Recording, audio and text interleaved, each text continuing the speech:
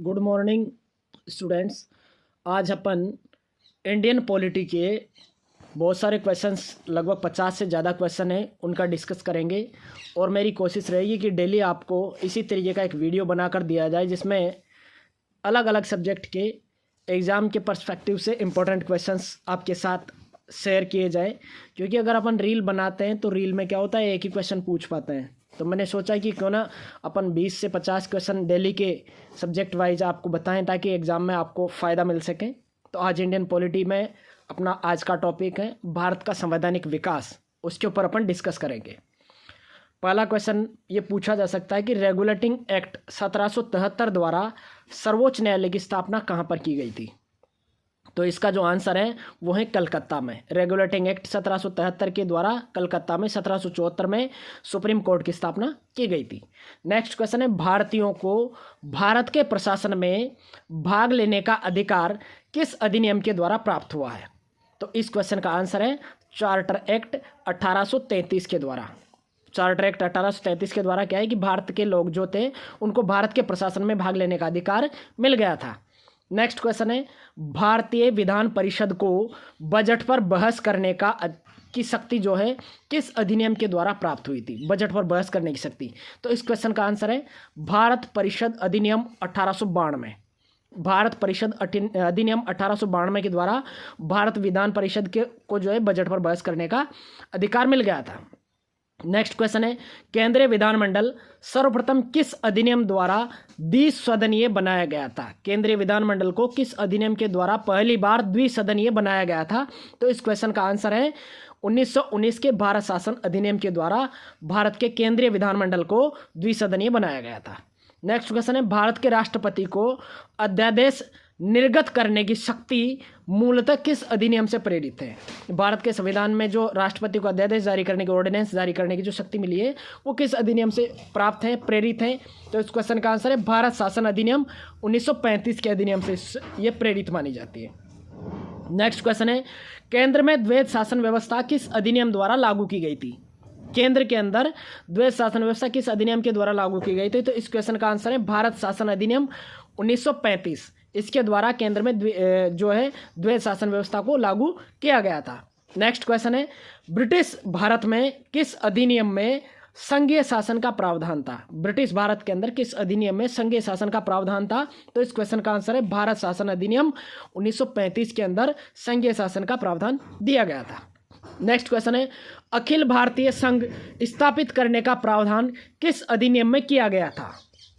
अखिल भारतीय संघ स्थापित करने का प्रावधान किस अधिनियम में किया गया था। तो अगर ये प्रश्न मिलता है तो इस प्रश्न का आंसर है भारत शासन अधिनियम 1935। इसमें क्या हुआ था कि भारत के संविधान में केंद्र और राज्यों के मध्य शक्तियों का विभाजन कर दिया गया था 1935 के अधिनियम के द्वारा। तो भारतीय संघ स्थापित करने का अधिनियम जो है वो भी भारत शासन अधिनियम 1935 को माना गया है। नेक्स्ट क्वेश्चन है एक निर्वाचित संविधान सभा द्वारा भारत के संविधान का निर्माण करने का प्रस्ताव किसके द्वारा दिया गया था। कि ऐसा प्रस्ताव किसने दिया था कि भारत के संविधान का निर्माण एक संविधान सभा के द्वारा किया जाए। तो इस प्रश्न का सही आंसर है क्रिप्स मिशन के द्वारा ऐसा जो है प्रस्ताव दिया गया था। नेक्स्ट क्वेश्चन है भारतीय संविधान सभा का गठन किसके अंतर्गत किया गया है। भारतीय संविधान सभा का गठन किस अधिनियम के अंतर्गत किया गया। तो कैबिनेट मिशन 1946 के अंतर्गत भारतीय संविधान सभा का गठन किया गया था। केंद्रीय कैबिनेट मिशन 1946।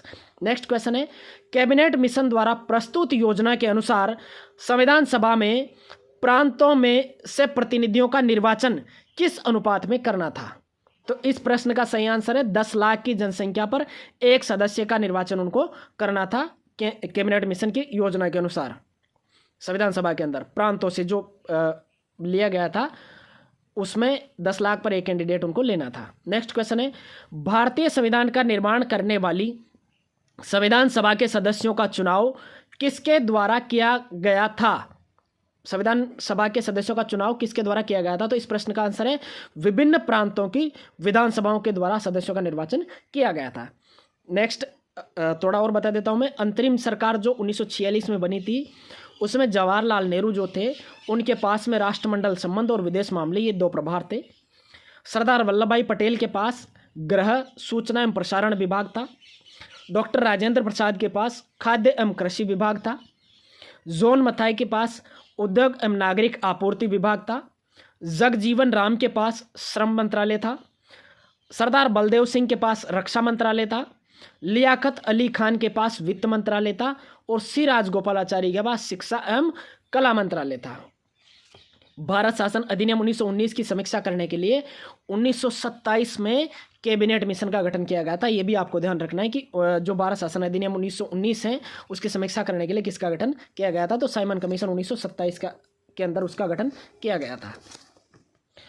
संविधान सभा की पहली बैठक कब हुई थी, ये अगला क्वेश्चन है अपना। तो इस प्रश्न का सही आंसर है 9 दिसंबर 1946 को संविधान सभा की पहली बैठक हुई थी। संविधान सभा का जो प्रथम प्रारूप था वो BN राव के द्वारा तैयार किया गया था। ये भी अच्छा क्वेश्चन है, तो आपको ये भी ध्यान रखना है। नेक्स्ट क्वेश्चन है संविधान सभा का स्थायी अध्यक्ष किसको चुना गया था, तो इस प्रश्न का सही आंसर है डॉक्टर राजेंद्र प्रसाद को संविधान सभा का स्थायी अध्यक्ष चुना गया था। नेक्स्ट क्वेश्चन है संविधान सभा में पंडित नेहरू के द्वारा उद्देश्य प्रस्ताव कब प्रस्तुत किया गया था, तो पंडित नेहरू के द्वारा 13 दिसंबर 1946 को उद्देश्य प्रस्ताव प्रस्तुत किया गया था, तो आपको यह ध्यान रखना है। नेक्स्ट क्वेश्चन है नेहरू द्वारा प्रस्तुत उद्देश्य प्रस्ताव संविधान सभा में कब स्वीकार किया गया था, तो इस प्रश्न का सही आंसर है 22 जनवरी 1947 को उद्देश्य प्रस्ताव को स्वीकृति मिल गई थी।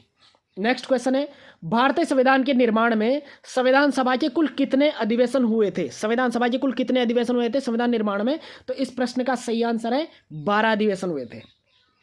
नेक्स्ट क्वेश्चन है भारतीय संविधान के निर्माण में संविधान सभा को कितना समय लगा, तो इस प्रश्न का आंसर है 2 वर्ष 11 माह और 18 दिन का समय लगा था। नेक्स्ट क्वेश्चन है भारतीय संविधान सभा के संवैधानिक सलाहकार कौन थे, तो इस प्रश्न का आंसर है भारतीय संविधान सभा के संवैधानिक सलाहकार जो थे वो सर BN राव थे।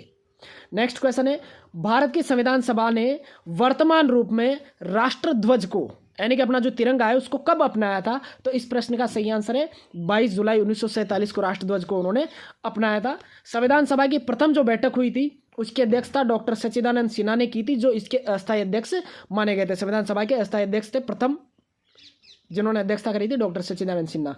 नेक्स्ट क्वेश्चन है भारत का संविधान कब स्वीकार किया गया था, अच्छा क्वेश्चन है, इसके डेट आपको ध्यान रखने 26 नवंबर 1949 स्वीकार किया गया था 26 नवंबर 1949 को, और लागू हुआ था 26 जनवरी 1950 को। स्वीकार 26 नवंबर 1949 और जो लागू हुआ था 26 जनवरी 1950 को हुआ था। अब संविधान सभा की प्रथम बैठक 9 दिसंबर 1946 को हुई थी। सच्चिदानंद सिन्हा इसके अस्थायी अध्यक्ष चुने गए थे। 11 दिसंबर 1946 को इसकी स्थायी अध्यक्ष जो है डॉक्टर राजेंद्र प्रसाद को बनाया गया था। 13 दिसंबर 1946 को पंडित नेहरू ने उद्देश्य प्रस्ताव प्रस्तुत किया था, जिसको 22 जनवरी 1947 को सर्वसम्मति से स्वीकार किया गया था।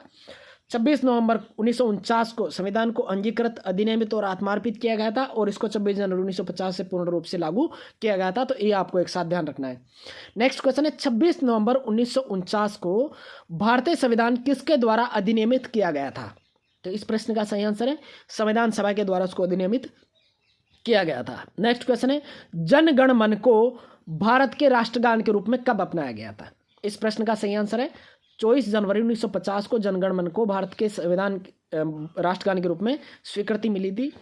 और ये जो है जनगण मन ये 52 सेकंड में गाया जाता है, ये आपको ध्यान रखना है। रविंद्रनाथ टैगोर इसके रचयिता है।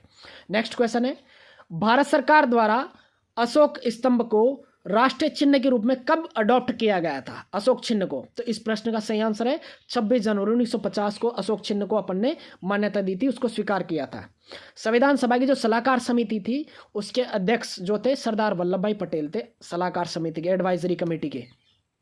नेक्स्ट क्वेश्चन है कुछ भारतीय संविधान की जो झंडा समिति है उसके अध्यक्ष कौन थे, तो इस प्रश्न का सही आंसर है डॉक्टर राजेंद्र प्रसाद झंडा समिति के अध्यक्ष है। अब कुछ और समितियां जिनके अध्यक्षों के नाम मैं आपको बता देता हूं। संघ शक्ति समिति, संघ शक्ति समिति, इसके अध्यक्ष थे पंडित जवाहरलाल नेहरू। इसके अलावा पंडित जवाहरलाल नेहरू जो थे संघीय संविधान समिति के भी अध्यक्ष थे। इसके अलावा राज्यों के लिए जो समिति बनाई गई थी उसके भी पंडित जवाहरलाल नेहरू अध्यक्ष थे। नेक्स्ट है प्रांतीय संविधान समिति, इसके अध्यक्ष थे सरदार वल्लभ भाई पटेल। मौलिक अधिकारों और अल्पसंख्यकों संबंधी परामर्श की जो समिति थी उसके भी सरदार वल्लभ भाई पटेल ही थे, यह आपको ध्यान रखना है। इसके अलावा अगली जो समिति है वो है प्रक्रिया नियम समिति, डॉक्टर राजेंद्र प्रसाद इसके अध्यक्ष थे। और संचालन समिति, इसके भी डॉक्टर राजेंद्र प्रसाद अध्यक्ष थे।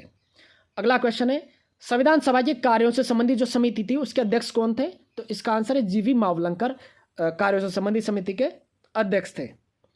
डॉक्टर भीमराव अंबेडकर की अध्यक्षता में संविधान सभा की प्रारूप समिति के 6 और अन्य सदस्य थे। एन गोपाल स्वामी अयंगर, डॉक्टर के एम मुंशी, बी एम मित्रा, बाद में इनके स्थान पर माधव राव को बनाया गया था। अल्लादी कृष्णा स्वामी अय्यर, सैयद मोहम्मद सादुल्ला और डीपी खेतान, बाद में इनके स्थान पर डीपी खेतान के स्थान पर टीटी कृष्णमाचार्य को बनाया गया था। संविधान सभा ने डॉक्टर राजेंद्र प्रसाद की अध्यक्षता में प्रारूप समिति का गठन कब किया था? तो इस प्रश्न का आंसर है 29 अगस्त 1947 को प्रारूप समिति का गठन किया गया था।